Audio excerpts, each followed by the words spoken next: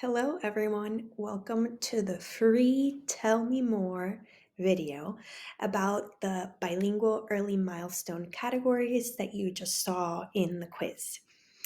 So first, let me tell you a little bit about myself.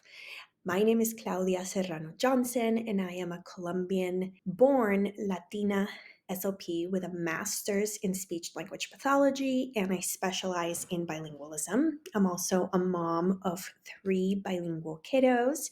And if you want to read up more about my background, you can go to the About Me part of my website, and there's tons more in there.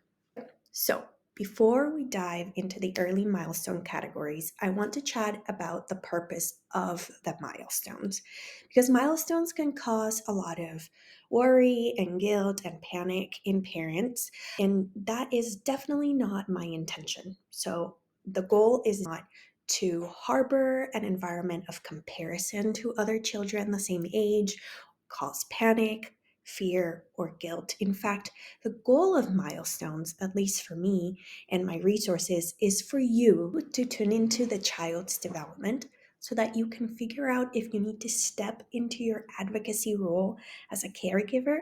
And that way, your child can have the resources they need to be able to communicate their wants, their needs, their dreams, their joys, and their thoughts.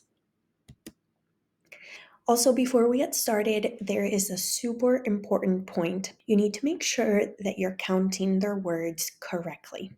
I cannot stress this enough because parents and professionals often miscount the number of words a bilingual child may have, and that can lead to make a child appear as if they have a delay when they truly don't, especially in the bilingual and multilingual population. So, if you're thinking, I honestly don't really know how to count a bilingual child's words, well, that's okay. Most people actually don't, even professionals. And so, to keep this video short, I made a separate module for walking you step by step on how to count those early words and making sure that that number that you have to compare to the milestones is correct. So you can find that module on my website if that is a resource that you need before looking at the milestones. Another important point is that we don't just look at number of words in early development, we also look at pre-linguistic or pre-language skills. And this is mentioned in the quiz, especially for the earlier months, around 12 and 14 months.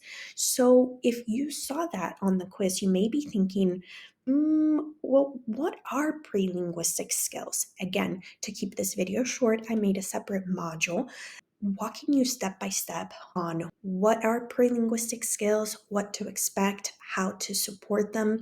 And I strongly recommend this module if your child is not yet saying words. Now that we've established that, let's jump into the milestone category groups mentioned on the quiz. So there are 5 groups that I came up with as I was reading and analyzing the original sources on early language milestones, particularly expressive language or the amount of words a young child says.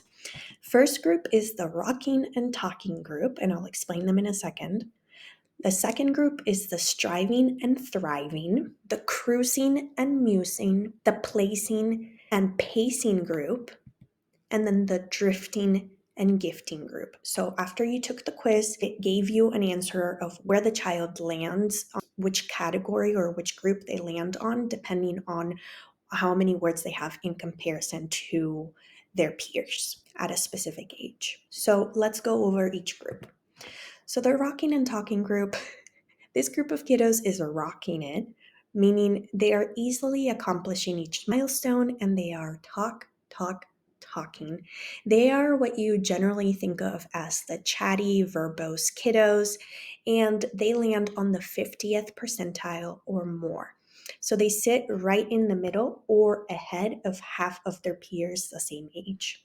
And if your child is not in this category, these are the kids that a lot of times we're tempted to compare our children to. We're like, oh, but my child is not talking like so-and-so who is the same age or even younger than them. You are likely comparing them to a rocking and talking kiddo that just loves to chat.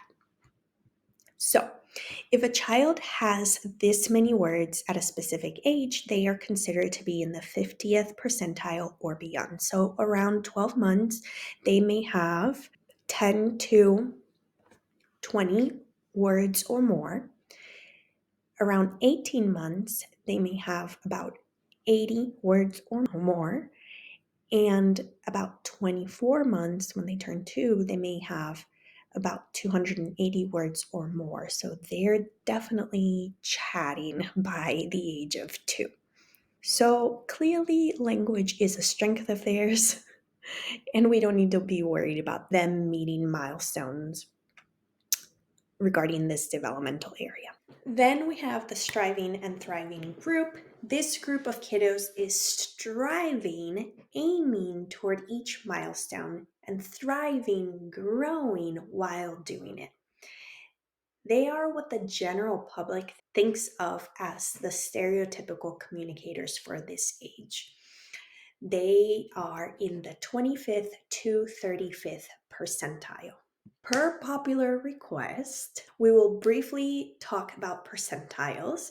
When looking at a normal distribution, a bell curve, if a child lands in these ranges, the 25th to 35th percentile, they will be between those two red arrows compared to their same age peers, which means that 65 to 75% of kids their age have the same amount or more words than this child. And it also means that 25% of children this age have the same or less amount of words than this child. So, what does this look like? When they're about 12 months, they have around 2 to 10 words. When they're about 18 months, they have about 30 to 50 words. And then when they turn 2, they are chatting away. They have about 145 to 200 words, definitely putting 2-word phrases together. So my professional recommendation for this group is to continue doing what you're doing, to continue providing natural and organic language input throughout the day. The next group is our cruising and musing group.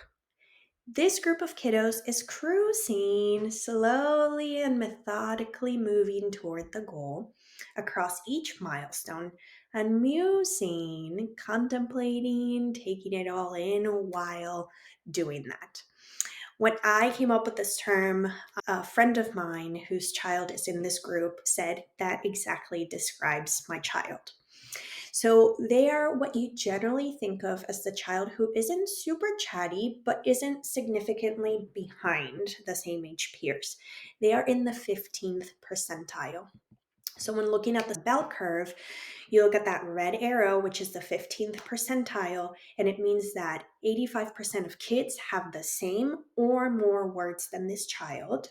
And it also means that 15% of kids this age have the same or less words than this child.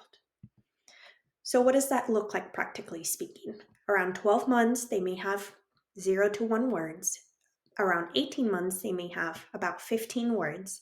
And then when they turn 2, they will have about 90 words, and they're putting those 2-word phrases together. So my professional recommendation for this group is for you to implement language development strategies and monitor their progress. Why? Because in those early months, those young months, they may not be accelerating or meeting the milestones and obtaining those words as quickly as some of their peers. So we just want to make sure that they're moving in the right direction. And in that second half of the year, between 18 months and 24 months, they take off and accomplish the milestones and get to those at least 50 words and starting to put phrases together. So we just want to make sure that we're providing language strategies and we're monitoring that they're heading in the right direction.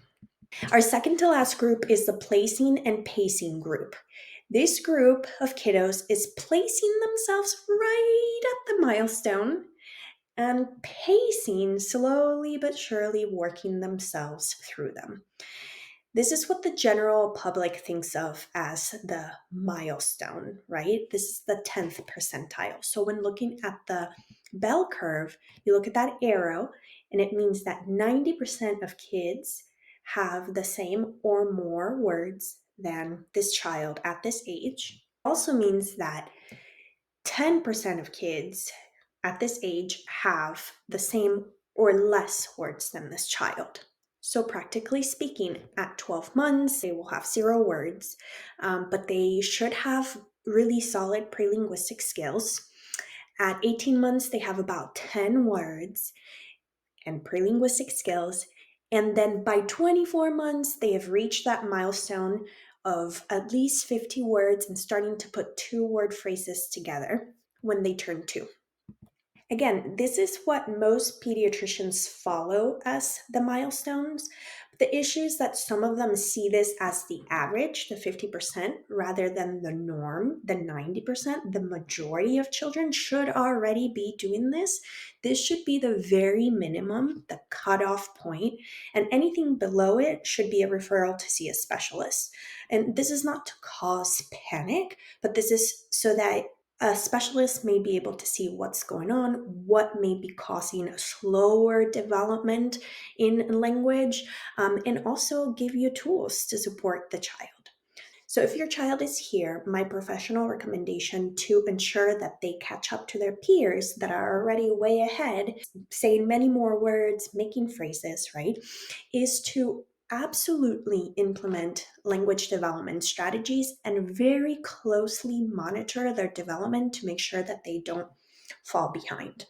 Now, the issue is that some parents have the knowledge and the resources to implement the language development strategies and to monitor the progress, but a lot of parents don't have those resources at home and that knowledge at home. And so, if the parent doesn't have that knowledge and resource, it may be beneficial for the pediatrician or for the parent to find language development strategies or link up with a speech language pathologist so that they may be able to provide that support, that guidance, and that monitoring.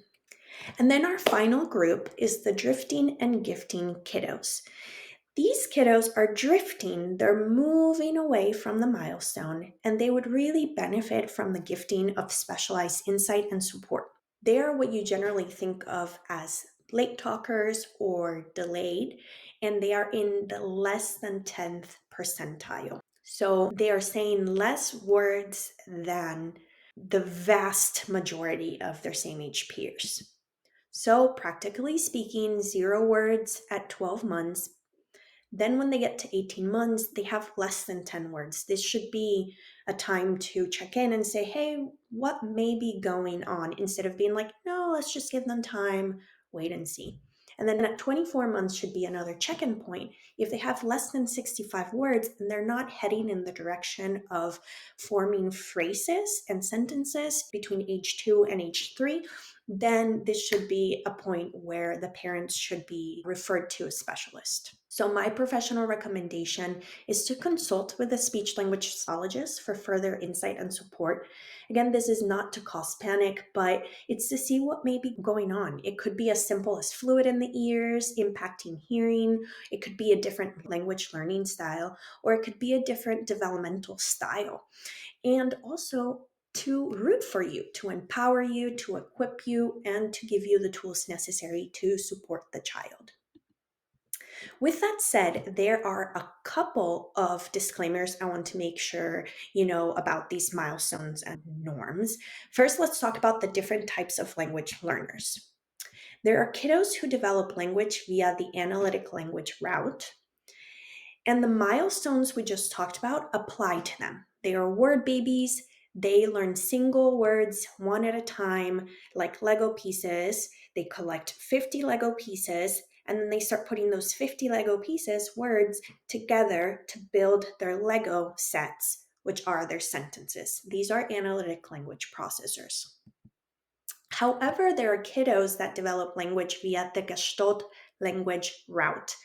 And the single word count of the early milestones we just talked about do not describe their language development patterns and rhythms. And so if you suspect that your kiddo, your child, is a Gestalt language processor, I recommend that you seek out resources and support regarding the stages of Gestalt language development, which are different than the milestones that we just went over. The second disclaimer about the norms we just talked about is that they are developed for neurotypical children in mind. So, what is neurotypical? Neurotypical is what science and societies have defined as typical development. But the beautiful reality is that diverse minds and brains exist.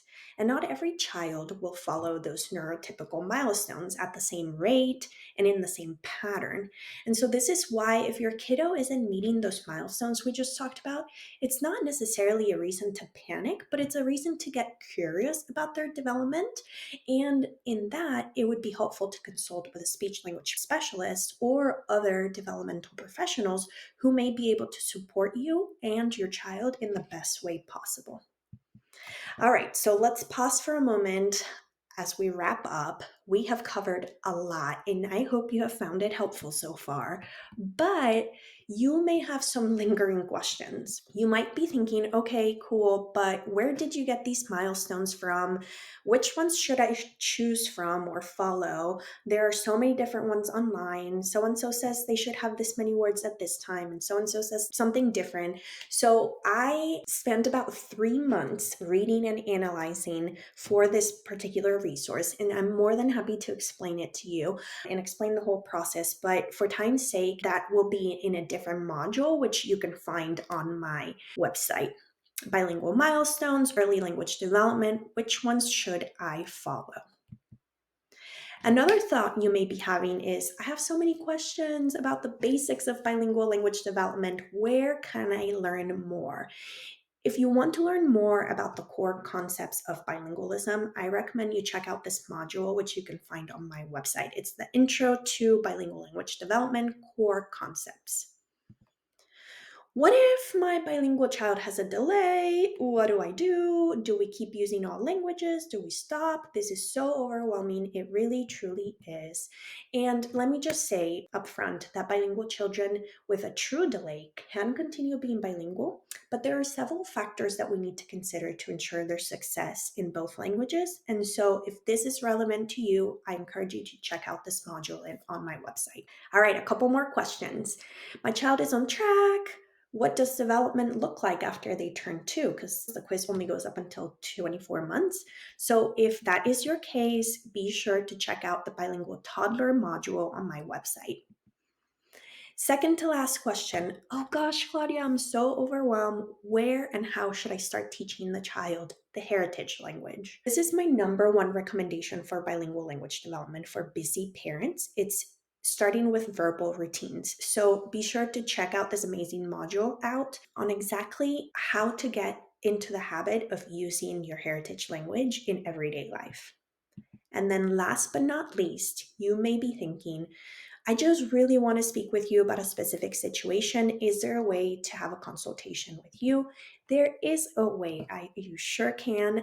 Go ahead, go on my website and book a consultation with me where we can hop on a virtual call and be sure that I answer all your specific questions you may have. Thank you so much for tuning in. I hope you found this free video helpful. Be sure to check out my website, as I mentioned, or Instagram, and we will be in touch.